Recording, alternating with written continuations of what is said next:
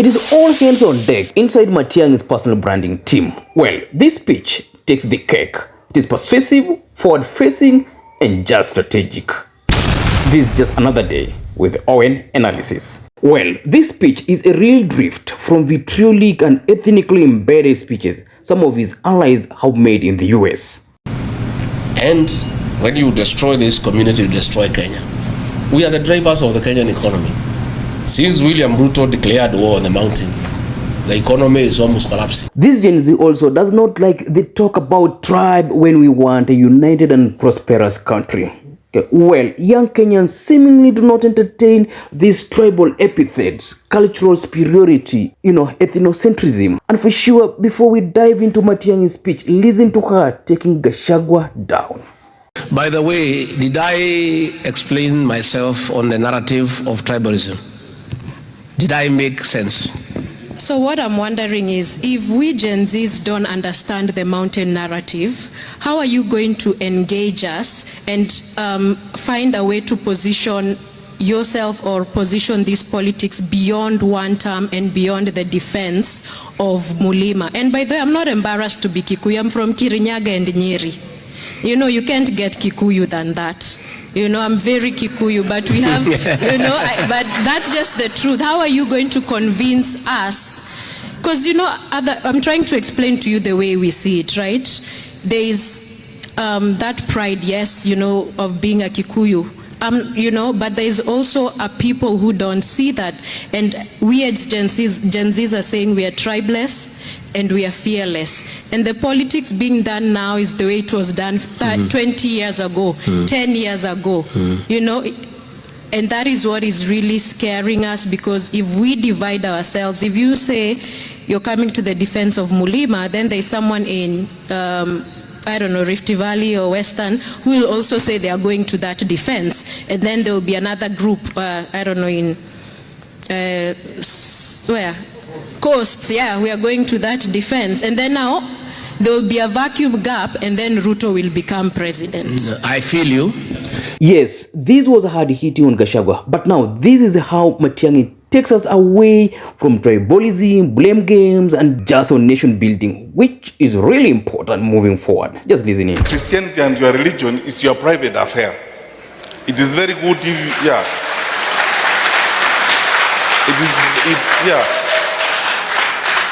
It's very good if you are a good man and you love your wife, and that's all you are supposed to do anyway.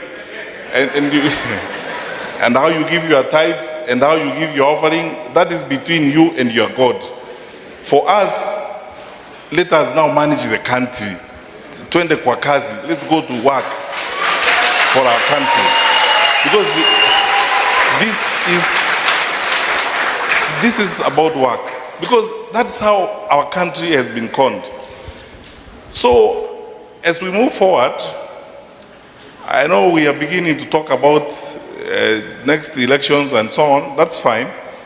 But my brothers and sisters, unless we are serious, determined, and resolute that we are going to change our lives ourselves, we will continue to do hii musunguko. And I have seen people have started again some new songs, and then we end up with the same reality as we go forward. And as we continue working on this, I will not tire to remind you that those who are going to change our country and achieve the vision of Lee Kuan Yew that Heb talks about are not going to come from anywhere.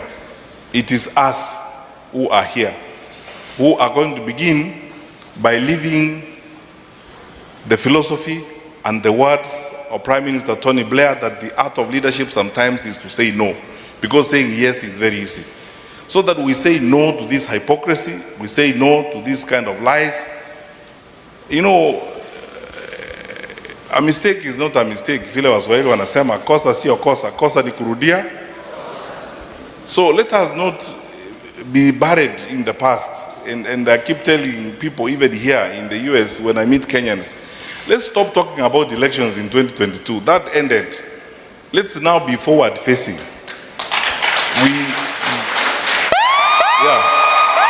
We have an opportunity. We have an opportunity to change our life. We have an opportunity to do different things. And because of that opportunity, let's seize it and do the right thing, as it were. You know, many of you here are Christians, and you are Bible reading Christians. Even Jesus Christ used to ask those that he healed, do you want to be healed? Or do you want to be saved? Do you want to be healed? And they said yes. Some of them he said, your faith has healed you. And after that, the next thing Jesus told them, carry up your mat, get up and go. So my message to you, my brothers and sisters, is that do you actually want real change? So if you want real change, then get yourselves together, get your feet and hands in, let us change our country and move forward. Because no one is going to do it for us. And to do that, we don't have to quarrel with anyone. That is why I will not spend 1 minute attacking anyone or criticizing anyone, because negative energy has no returns. And you know, all of you wonderful people know the power of positive thinking. Let's think about the capacities we have, the energies we have, the blessings that we have, the people we have. There is nothing we cannot do in Kenya. There are no achievements we can register in our country if we are serious and committed to doing this. So that we pull together, as the national anthem says, let us come together one and all, and together, united, build this our nation together. Not loot this our nation together. Come together and build this nation so that we go forward and develop the country that God has given us. We have the capacity, we have the will, we can do this. Let us not accept to be divided. These stories you hear around, you know, and the things you are seeing in our country, people talk negatively. Any negative talkers, please tell them we have a better future coming and we are focusing on that future. We don't have time to waste. Any people attacking others, tell them we have more work to do. We don't have time to look at people's mistakes. In any case, you know, after you have learned from people's mistakes, there is nothing more to do there. Let us go forward. Let's stop looking backwards and say, this is what happened in 2022 and so on. It's gone. Let's move on to the next destination. And the next destination we are going is an opportunity. And the opportunity to build a stronger, better, resilient, much more organized country that faces the future, as it were. I assure you, I assure you, my dear friends, that as we go forward, guided by the will of God and working with others, because the goodwill in the country is immense. Every Kenyan you talk to in every sector is saying we are not doing as well as we should do. Some of them you have to tell them, let's not point fingers.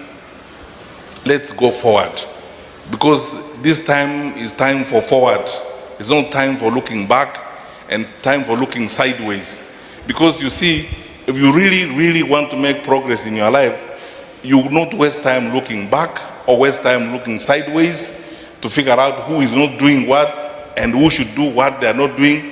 We should all be focusing forward. The stars are ahead of us, and let's go for the stars. So by the grace of God and all of you people and your support, working together, and I pray, I sincerely pray, and then I want to assure you from the bottom of my heart, I've always been as truthful as I am. Many of you, there are people in this environment who grew up with me and who know how we grew up. We have always been like this, as plain as you see. And I'm not going to make excuses. If I was given an opportunity to do our work, I will not make excuses and I will not blame anybody. I will take responsibility and you can call me to account myself. And so,